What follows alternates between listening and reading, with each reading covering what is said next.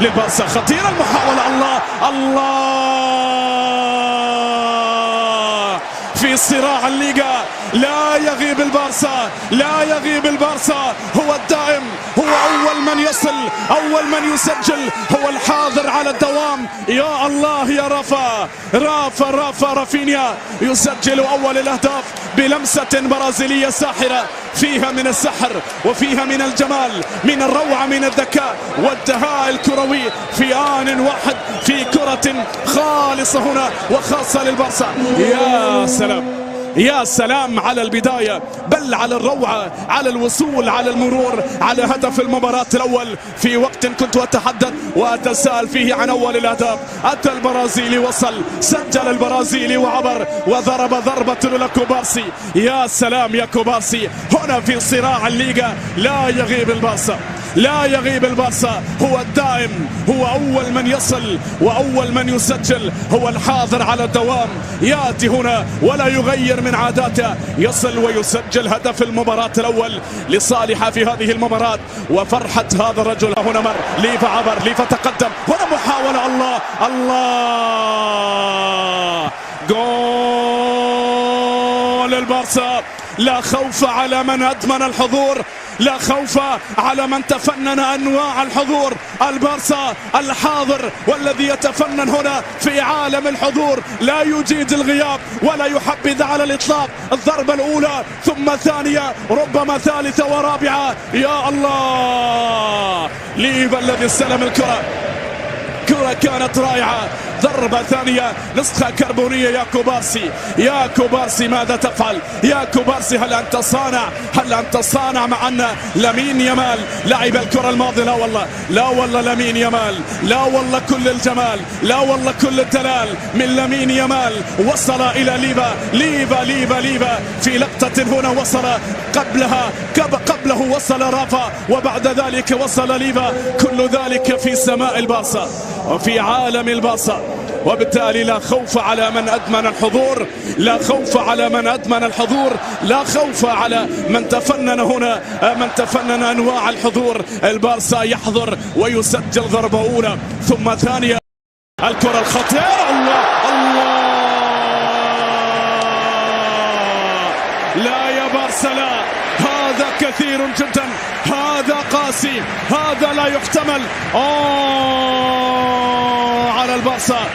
على البارسا الذي يضرب بالثلاثة لأول مرة في هذا الموسم، موسم 2024-2025. يسجل البارسا ثلاثية، يسجل برشلونة الضربة الثالثة هذه المرة عن طريق كوندي كما توقعت. أصبحت بالثلاثة قبل نهاية شوط المباراة الأول. ركلة ويا لها من ركلة، ضربة ويا لها من ضربة في الزاوية البعيدة، في الزاوية الصعبة.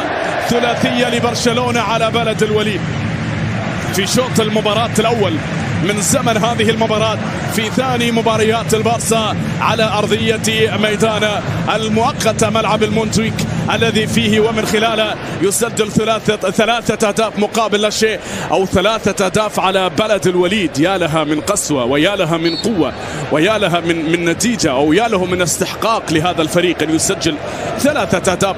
كرة للأمام، خطيرة المحاولة. الله،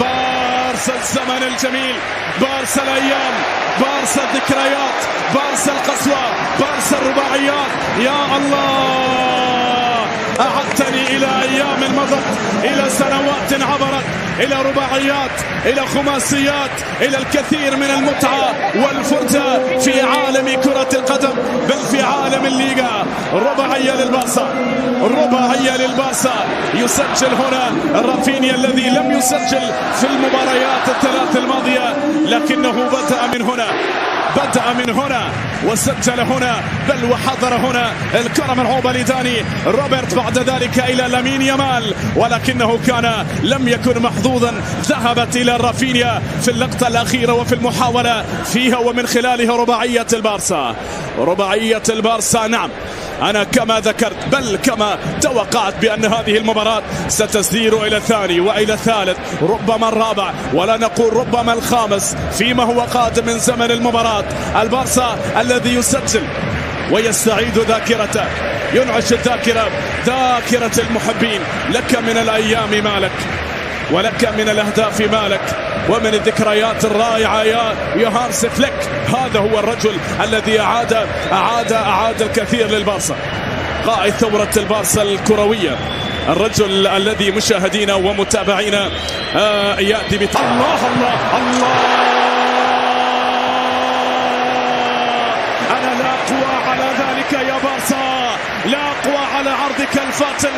هنا تحدث التاريخ، تكلم الماضي، نطق السحر، تقدم الإلهام. يا الله، هنا في أرض ليو، في أطلال كرويف، هنا البارسا الذي لا يعني غياب الموت، لا يعني غياب الفناء. الله على البارسا، على روعة هدف، على مرور هدف، على كرة مرتدة، على روعة لامين يامال، وهدف المباراة الخامس. أجمل الأهداف، هو أجمل الأهداف، نعم هو أجمل الأهداف وأروعها عن طريق لامين يامال الذي مر وعبر للأمام. تقدم الكرة، كانت من هذا المكان، عبرت بهذه الصورة، وصلت إلى الساحل الجديد، إلى الملهم الجديد، إلى الفنان الجديد. يا الله، مر هنا، عبر هنا، تقدم للأمام، وبعد ذلك واصل في المسير، ثم نظرة، ثم قرار، ثم تمريرة، ثم يا الله. هنا محاولة، مر بعد ذلك، الله الله. هي واحدة من ليالي برشلونة، من أيام برشلونة القديمة للحديثة. يا إلهي على سداسية البارسا يؤكد على الانتصار بسداسية من الأهداف، ب6 أهداف هنا في مرمى بلد الوليد، هذه المرة عن طريق داني أولمو. من حضر في المباراة الماضية يابا أن لا يحضر في المباراة الثانية، ويسجل بذلك هدف الأول في هذه المباراة والسادس في المواجهة.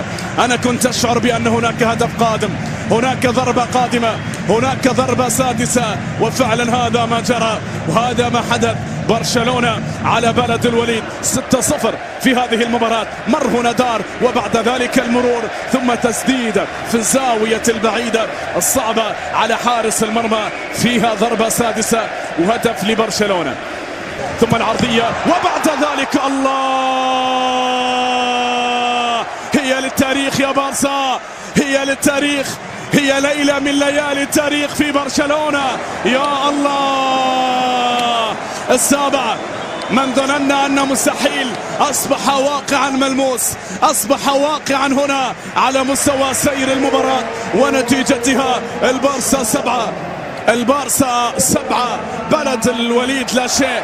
يا لها من ليلة قاسية، يا لها من ليلة قاسية يا هانس فليك، تسببت بها لبلد الوليد وأرحت بها العشاق والأنصار. البرشا جاهز، الأخبار العاجلة من كاتالونيا. البارسا جاهز، برشلونة جاهز لكل زمان ولكل مكان، في بطولة الليغا وفي دوري الأبطال، في كأس الملك وكذلك كأس السوبر. وبالتالي برشلونة يؤكد على ذلك بسباعية في مرمى بلد الوليد، وبهدف سابع سجل عن طريق فيران توريس الذي من خلالها يبصم على السابع، ليس غرزا.